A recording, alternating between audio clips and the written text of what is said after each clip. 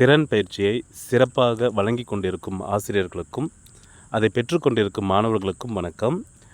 திறன் பயிற்சி பற்றி ஃபஸ்ட்டு ஸ்கூலில் சொல்லும் போது ஏற்கனவே இருக்கிற பேர்டனில் இது ஒரு எக்ஸ்ட்ரா பேர்டன் அப்படின்னு தான் நான் நினச்சேன். ஆனால் அதில் இருக்கிற விஷயங்கள், அந்த மெட்டீரியல், நம்ம என்னென்னலாம் ஃபாலோ பண்ண போகிறோம், இதை பற்றி ஒரு நம்ம டீச்சர்ஸ்க்கு கொடுத்த மேனுவல்ஸ், இதெல்லாம் பார்க்கும்போது இவ்வளோ ஒரு நல்ல ஸ்கீம் கவர்மெண்ட் நம்மளுக்காக கொண்டு வந்திருக்குன்னு சொல்லிட்டு உண்மையிலே பெருமைப்பட்டுக்கிட்டேன். அதை எங்கள் பசங்களுக்கு நான் எப்படி கொண்டு போகிறேன்ற விஷயத்தை தான் நான் எங்கே ஷேர் பண்ண போகிறேன். உங்களுக்கு பிடிச்சிருந்தால் கண்டிப்பாக கமெண்ட் பண்ணுங்கள், நீங்கள் இதை ஃபாலோ பண்ணுங்கள்.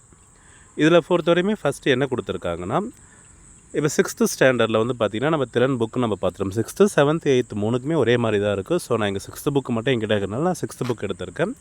இதில் நம்மளுக்கு எத்தனை கண்டென்ட் கொடுத்துருக்காங்கன்னா, they have given 15 content, 15 topic நம்மளுக்கு கொடுத்துருக்காங்க. எத்தனை டாபிக்னால் 15 டாபிக்ஸ் கொடுத்துருக்காங்க. அதில் ஃபஸ்ட்டு டாபிக் பார்த்திங்கன்னா செல்ஃப் இன்ட்ரடக்ஷன். நான் எடுத்த உடனே செல்ஃப் இன்ட்ரடக்ஷன் அந்த டாப்பிக்குள்ளே நான் போகலை.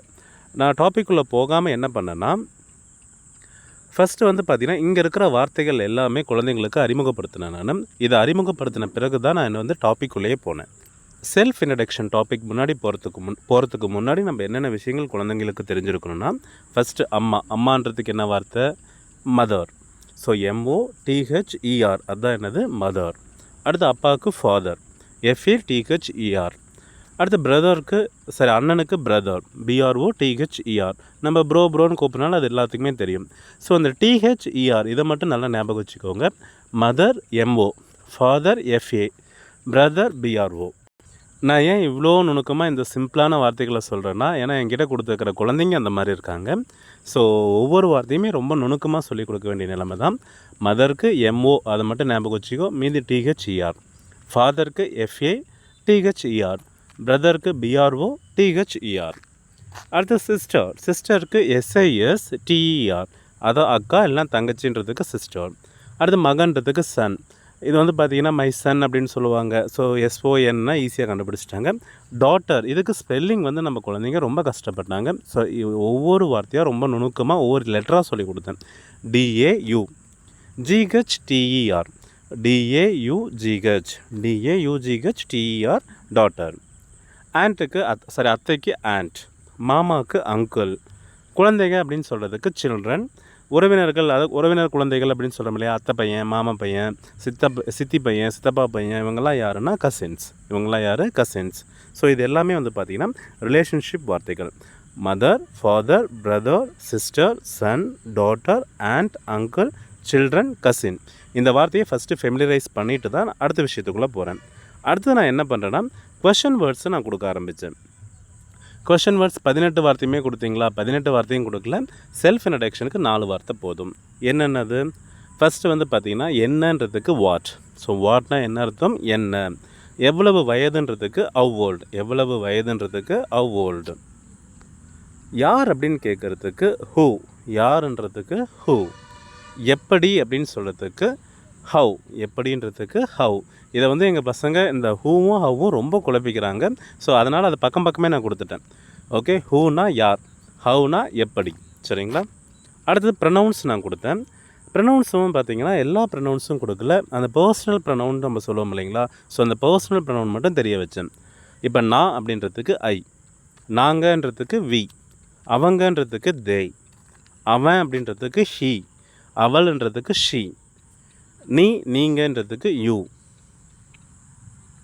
இதுக்கடுத்து சென்டென்ஸ் ஸ்ட்ரக்சர் நம்ம எல்லாமே கொடுக்கல. ஃபஸ்ட்டு ஐ கூட என்ன வரும்? ஐ ஆம். சரிங்களா? பி ஃபார்ம் வேர்பில் ஐ ஆம். அதே ஹீ கூட இஸ், ஷீ கூட ஷீ இஸ் அப்படின்னு நம்ம சொல்லுவோம். அதே இல்லை நம்ம மெயின் வேர்பு பயன்படுத்த வேண்டிய நிலைமை வந்துச்சுன்னா ஐ லைக், ஐ கம் அப்படின்னு நம்ம சொல்லுவோம். So I like, I come. எனக்கு பிடிக்கும். இப்போ தமிழில் சொல்லும் போது என்னென்னா, எனக்கு பாட்டு பாட பிடிக்கும். ஸோ ஆனால் இங்கிலீஷில் சொல்லும் போது I like to Singh.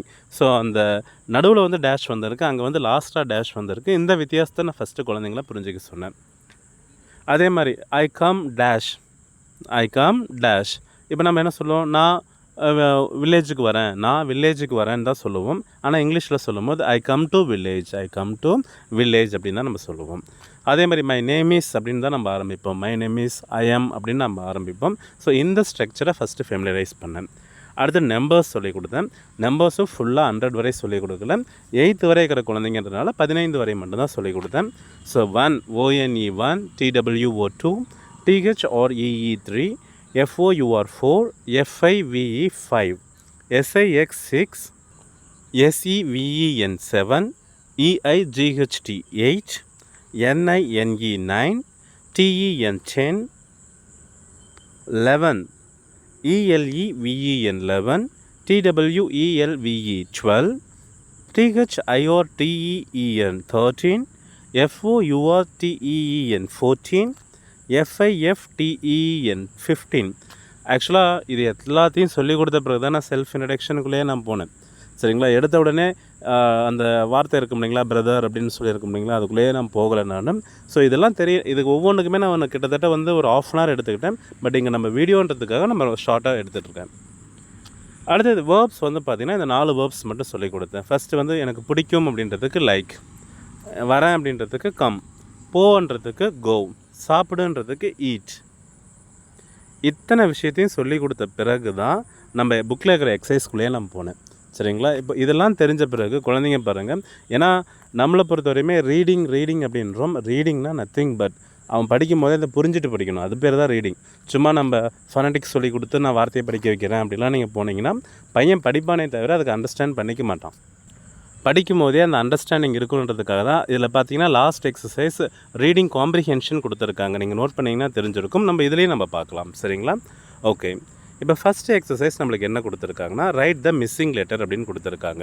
So right the missing லெட்டரில் ஃபஸ்ட்டு வார்த்தை என்னென்னா THER வந்திருக்கு. ஸோ THER வந்தாவே மதர் இருக்கணும், இல்லையா ஃபாதர் இருக்கணும், இல்லையா பிரதர் இருக்கணும். ஸோ மதருக்கு MO வரணும், இங்கே RO தான் இருக்குது. அதேமாதிரி ஃபாதருக்கு FA வரணும், இங்கே வந்து பார்த்திங்கன்னா RO தான் இருக்கும். ஸோ கண்ணை மூடிட்டு நம்ம என்ன பண்ணிக்கலாம், இது பிரதர் அப்படின்னு சொல்லிட்டு B ஆன்சர் போட்டுக்கலாம். அடுத்தது பார்த்திங்கன்னா UNT ரொம்ப சிம்பிளாக இருக்கிற வார்த்தை எதுனா ஆண்ட் மட்டும்தான். சரிங்களா, ஸோ ஆண்ட்ன்ற வார்த்தையில் என்ன மிஸ் ஆகுது, ஏ மிஸ் ஆகுது.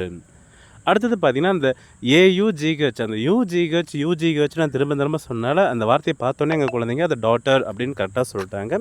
ஸோ இது டாட்டருக்கு ஃபஸ்ட் எழுத்து D. அடுத்தது உங்கள் சொந்தக்கார பசங்க அப்படின்னு நம்ம சொல்லும் போதே கசின்ஸ் அப்படின்னு நமக்கு ஞாபகம் வரும். So cousin C. இந்த வார்த்தையை பார்த்தோன்னே அவங்களே சொல்லிட்டாங்க சில்ட்ரன், CHILDREN. சரிங்களா, ஸோ இந்த எக்ஸசைஸ் வந்து பார்த்திங்கன்னா அந்த ரிலேஷன்ஷிப் வேர்ட்ஸை வச்சு நம்ம ஈஸியாக சொல்லிக் கொடுத்த முடிஞ்சு. ஸோ ரிலேஷன்ஷிப் வேர்ட்ஸ் தெரிஞ்சாவே இந்த எக்ஸசைஸ் நம்மளுக்கு ஈஸியாக புரிஞ்சிடும். அடுத்து செகண்ட் எக்ஸசைஸ் பார்த்திங்கன்னா இதுதான் உண்மையான செல்ஃப் இன்ட்ரடக்ஷன் அப்படின்னு நம்ம சொல்லுவோம். பட் இதை நம்ம எப்படி பண்ணலாம்னா அங்கே மை நேம் இஸ், நேம்னா பெயர் அப்படின்னு குழந்தைங்களுக்கு தெரியும். மைனா என்னுடைய, ஸோ மை நேம் இஸ் என்னுடைய பெயர், அந்த இடத்துல அந்த குழந்தைங்களுடைய பெயர் எழுதிக்கணும். இப்போ எடுத்துக்கிட்டால் இங்கே my name is K Karthik. I am A, ஐனா நான் சொல்லி கொடுத்தாச்சு நம்ம குழந்தைங்களுக்கு. ஐ கூட ஆம் தான் வரும்னு சொல்லியாச்சு. ஸோ ஐ எம் ஏ நீங்கள் யாருன்னு சொல்லணும். இங்கே நான் யார், ஐ எம் ஏ டீச்சர். அவங்க யார், ஐ am A student, I am A bye, I am A student, என்ன வேணாலும் அவங்க சொல்லலாம். ஐ எம் ஏ கேர்ள் அப்படின்ட்டு என்ன வேணாலும் அவங்க சொல்லிக்கலாம். சரிங்களா, நான் வந்து ஐ எம் ஏ ஸ்டூடெண்ட் அப்படின்னு மட்டும் சொல்ல சொன்னேன். அடுத்தது பார்த்திங்கன்னா அந்த இயர்ஸ் ஓல்டு, 3வது சென்டென்ஸில் இயர்ஸ் ஓல்டு, அந்த ஹவ் ஓல்டு அப்படின்னாவே எத்தனை வயசு. ஸோ ஹவ் ஓல்டுனாவே என்னது, எத்தனை வயசு. இந்த இடத்துல அந்த OLD ஓல்டுன்னு பார்த்தோன்னே அவங்களுடைய வயசை கேட்குறாங்கன்னு ஈஸியாக புரிஞ்சுக்கிட்டாங்க. So I am 13 years old, I am 11 years old, anything they want to write. இப்போ 6வதுனா 11, 7வதுனா 12, 8வதுனா 13. அடுத்து I am in class. In class அப்படின்ற வார்த்தையை படிச்சுட்டாங்க. ஸோ ஐ எம் நான் அப்படின்னு தெரிஞ்சாச்சு. நான் எந்த கிளாஸ் படிக்கிறேன், 6th-னா 6th, 7th-னா 7th. அடுத்தது days is my best friend. Days is my best, அந்த பெஸ்ட் ஃப்ரெண்டை வச்சு they can find the idea. ஈஸியாக பெஸ்ட் ஃப்ரெண்டை பற்றி கேட்குறாங்க. ஸோ அவங்க பேரை சொல்லணும். இப்போ நான் வந்து Anand is my best friend.